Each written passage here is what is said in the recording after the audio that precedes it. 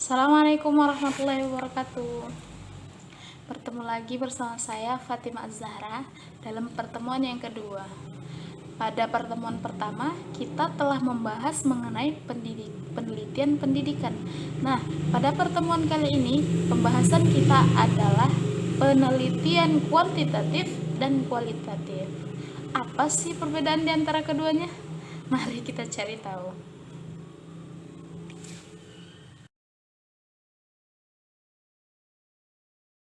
Oke, nah, seorang mahasiswa pastinya akan melewati yang namanya skripsi. Skripsi ini di dalamnya kita haruslah menggunakan beberapa penelitian. Nah, apa metode yang kita gunakan untuk penelitian kita tersebut? Penelitiannya diantaranya ada dua, yaitu kualitatif dan kuantitatif. Nah, ini yang akan kita bahas pada pertemuan kali ini, yaitu metode kuantitatif dan metode kualitatif. Yang pertama akan kita bahas adalah apa sih metode kuantitatif. Nah, metode kuantitatif itu adalah jenis penelitian kuantitatif, metode yang dilakukan berdasarkan paradigma atau positivisme dengan hasil akhir yang berupa generalisasi. Nah, setelah kita paham dan mengetahui apa itu penelitian kuantitatif, maka kita masuk kepada macam-macam penelitian kuantitatif. Yang pertama adalah metode deskripsi. Nah, metode ini merupakan suatu pencarian fakta yang menggunakan interpretasi yang tepat. Nah, dalam penelitian ini mempelajari tentang masalah-masalah yang ada pada masyarakat dan juga tata cara untuk digunakannya dalam masyarakat secara situasi tertentu. Nah, yang kedua metode komparatif. Metode komparatif ini adalah metode yang sering dan pada jenisnya mengarang pada perbedaan variabel dan suatu aspek yang diteliti. Nah, dalam penelitian ini tidak terjadi sebuah manipulasi dari penelitian yang jelasnya pasti hingga datanya benar-benar akurat. Nah, yang ketiga, metode korelasi. Metode ini merupakan metode penelitian yang dilakukan dengan tujuan untuk menggambarkan dua atau lebih fakta dalam sifat atau objek yang sedang diteliti. Penelitian ini dilakukan untuk membandingkan antara persamaan dengan perbedaan atau fakta yang berdasarkan kerangka pemikiran yang sudah ada sehingga hasilnya dapat terlihat jelas. Nah, yang keempat, metode survei. Metode survei ini adalah metode yang dilakukan dalam penelitian, informasinya dikumpulkan dari beberapa sampel. Nah, survei ini penggunaannya adalah berbagai kategori umum dalam penelitiannya yang langsung menggunakan kuesioner dan wawancara. Oke, kemudian yang kelima adalah metode ekspor faktor, yaitu metode yang merupakan metode yang sering digunakan untuk penelitian yang sedang meneliti hubungan antara sebab dan akibat yang dapat memanipulasi oleh peneliti. Nah, adapun hubungannya di sini adalah sebab dan akibat berdasarkan kajian teoritis. Nah, jika suatu variabel tertentu dapat mengakibatkan variabel tertentu lainnya. Kemudian yang keenam, metode Tour eksperimen ya. Nah, dinamakan sebagai metode Tour eksperimen ini karena kita dapat mengontrol semua variabel di luar yang ada dan dapat mempengaruhi jalannya suara eksperimen itu, jalannya seruan eksperimen itu. Nah, ciri-ciri utama dari metode ini adalah yaitu sampel yang digunakan untuk melakukan eksperimen yaitu dapat diambil secara acak dari populasi tertentu. Oke, kemudian yang ketujuh, metode Quest eksperimen.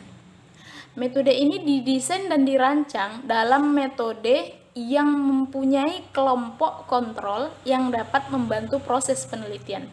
Akan tetapi tidak berfungsi sepenuhnya karena untuk mengontrol variabel-variabel luar yang masih mempengaruhi pelaksanaan eksperimen.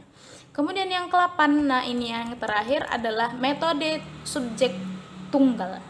Nah, dalam metode subjek tunggal ini sering disebut dengan single subject eksperimental, yaitu eksperimen ini bisa dilakukan terhadap subjek yang jumlahnya tunggal saja. Kalau dia tunggal, nah eksperimen ini bisa. Nah, demikian penjelasan mengenai jenis-jenis metodologi penelitian kuantitatif.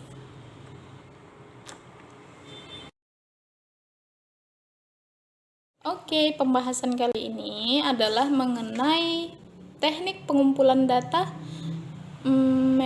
metode kuantitatif. Metode kuantitatif ini menggunakan angket atau kuesioner. Itu merupakan sejumlah pertanyaan tertulis yang digunakan untuk memperoleh informasi dari narasumber dan mendapatkan respon mengenai hal-hal yang diketahui olehnya. Kemudian satu set tulisan tentang pernyataan yang diinformasikan supaya respon itu tercatat jawabannya. Nah, beda dengan wawancara. Wawancara itu, ini yang kedua ya. Wawancara itu adalah dapat dilakukan individu tertentu untuk mendapatkan data atau informasi. Nah, masalahnya sekarang di sini wawancara itu tidak dicatat oleh narasumber. Mungkin tercatat, tapi kita yang mencatat. Siapa yang mencatat? Si penanya. Sedangkan narasumber hanya memberikan jawaban secara lisan saja. Nah, kemudian pengamatan atau observasi. Pada semester 6 atau semester 7, para mahasiswa pasti melakukan yang namanya observasi. Biasanya pada mata pelajaran PLP1 ya, atau PLP2. Nah, pengamatan ini dapat dilakukan untuk meneliti berupa lembaran.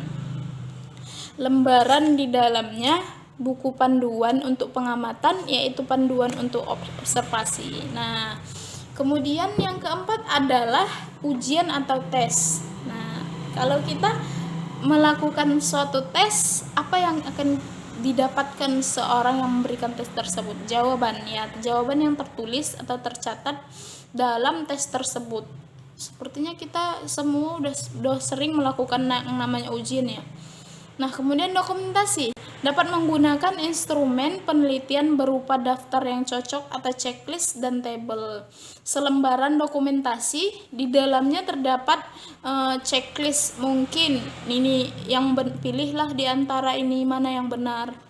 Nah, berapakah panjang pohon tersebut, panjang atau pendek? Mana yang benar? Panjang, checklist yang panjang, pendek, checklist yang pendek. Nah, seperti itu. Nah, ada 5 tadi ya. Yang pertama adalah metode angket atau kuesioner. Yang kedua adalah wawancara. Yang ketiga adalah ujian atau tes. Nah, yang keempat adalah dokumentasi. Yang terakhir tadi yang tertinggal adalah observasi.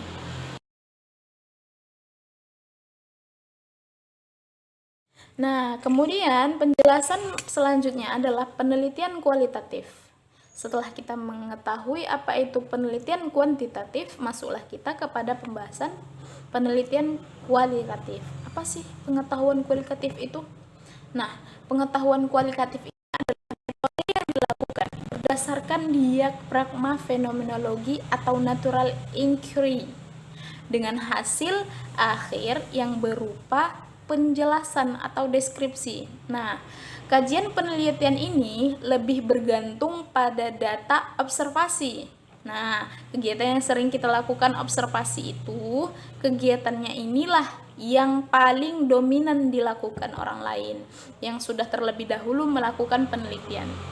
Nah, bukan hanya data observasi yang dimiliki, yaitu memiliki sumber data yang digunakan harus bersifat objektif. Nah, objektif itu telah kita jelaskan pada pertemuan yang pertama, yaitu penelitian yang satu dengan penelitian yang lain. Jangan dianggap ini yang salah, ini yang benar. Kita harus objektif.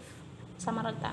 Nah, selain objektif, harus sistematis, akurat, serta otentik, yang dapat dipertanggungjawabkan kebenarannya serta berasal dari sumber yang tepat.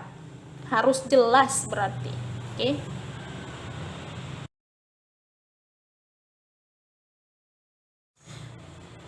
Sekarang penjelasan mengenai macam-macam penelitian kualitatif. Apa saja sih dia? Ada dia fenomenologi.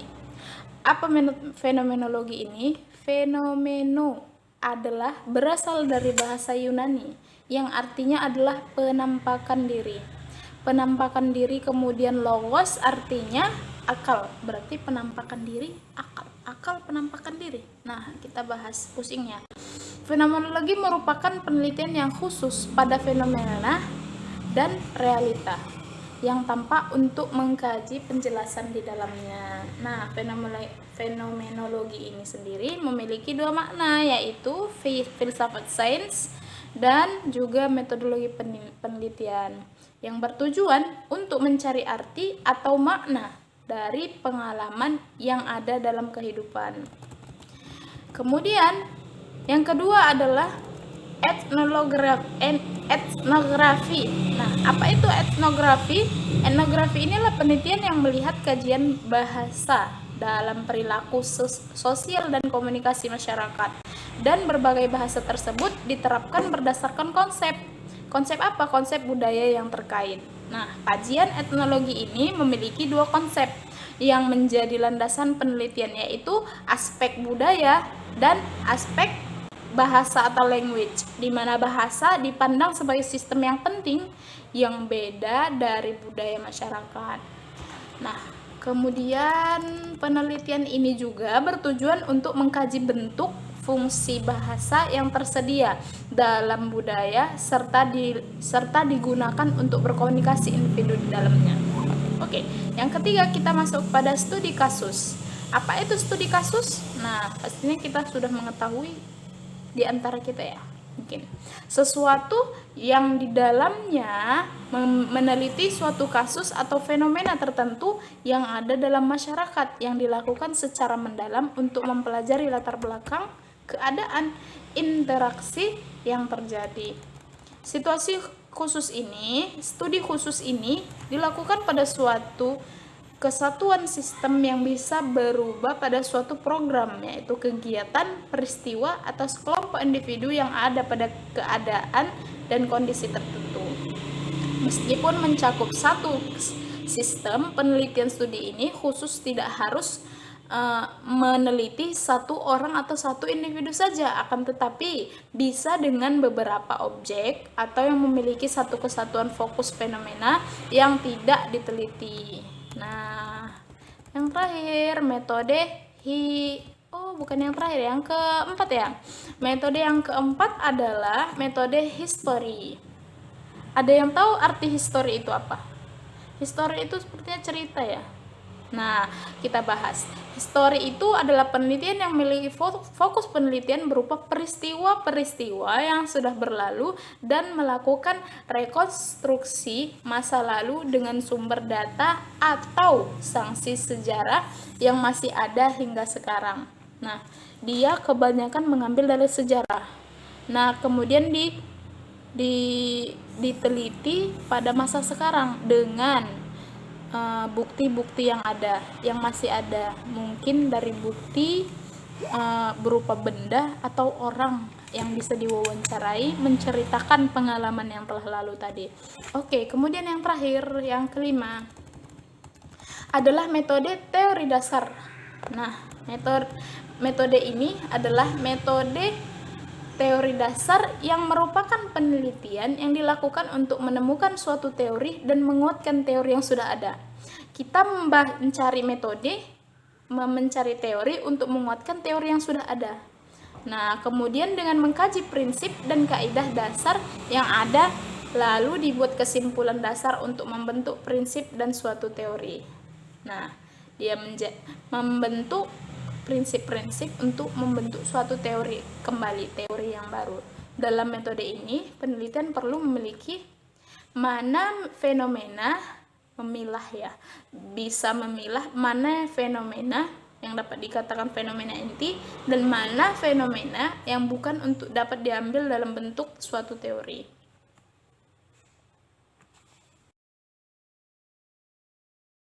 Oke, pembahasan kali ini adalah mengenai teknik pengumpulan data metode kuantitatif. Metode kuantitatif ini menggunakan angket atau kuesioner. Itu merupakan sejumlah pertanyaan tertulis yang digunakan untuk memperoleh informasi dari narasumber dan mendapatkan respon mengenai hal-hal yang diketahui olehnya. Kemudian satu set tulisan tentang pernyataan yang diinformasikan supaya respon itu tercatat jawabannya. Nah, beda dengan wawancara. Wawancara itu, ini yang kedua ya. Wawancara itu adalah dapat dilakukan individu tertentu untuk mendapatkan data atau informasi. Nah, masalahnya sekarang di sini wawancara itu tidak dicatat oleh narasumber. Mungkin tercatat, tapi kita yang mencatat. Siapa yang mencatat? Si penanya. Sedangkan narasumber hanya memberikan jawaban secara lisan saja. Nah, kemudian pengamatan atau observasi. Pada semester 6 atau semester 7, para mahasiswa pasti melakukan yang namanya observasi. Biasanya pada mata pelajaran PLP1 ya, atau PLP2. Nah, pengamatan ini dapat dilakukan untuk meneliti berupa lembaran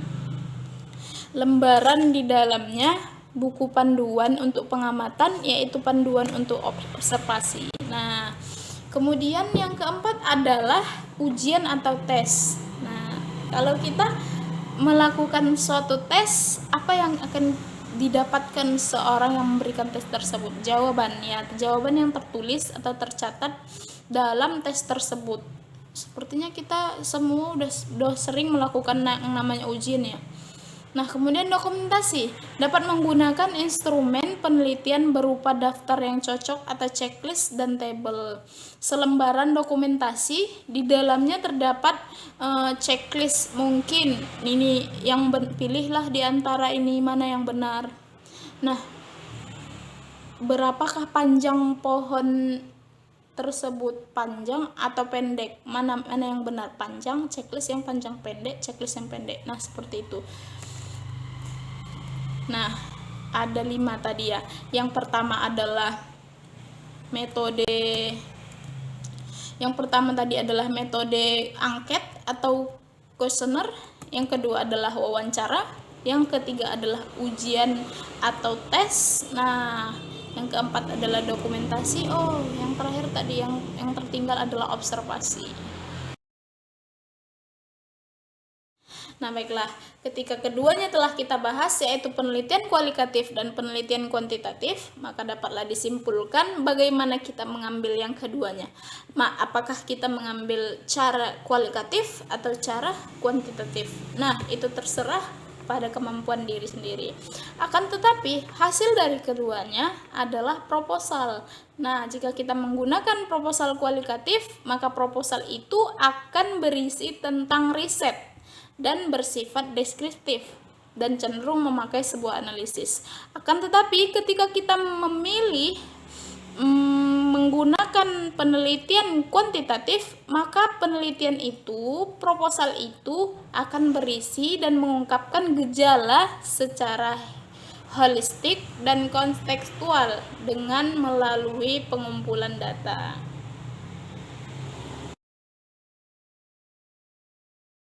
Nah, baiklah, setelah penjelasan dari akhir yang tadi, maka selesailah pertemuan pada hari ini. Jika ada kesalahan kata ataupun kesalahan dari penjelasan saya, mohon perbaikannya karena saya masih dalam proses belajar. Nah, semoga video ini bisa bermanfaat untuk kita semua, untuk orang-orang yang memang sedang mencari apa sih arti penelitian kuantitatif atau penelitian kualitatif. Nah, semoga bermanfaat untuk kita semua. Akhirul kalam, fastabiqul khairat. Assalamualaikum warahmatullahi wabarakatuh. Akhirul kalam, fastabiqul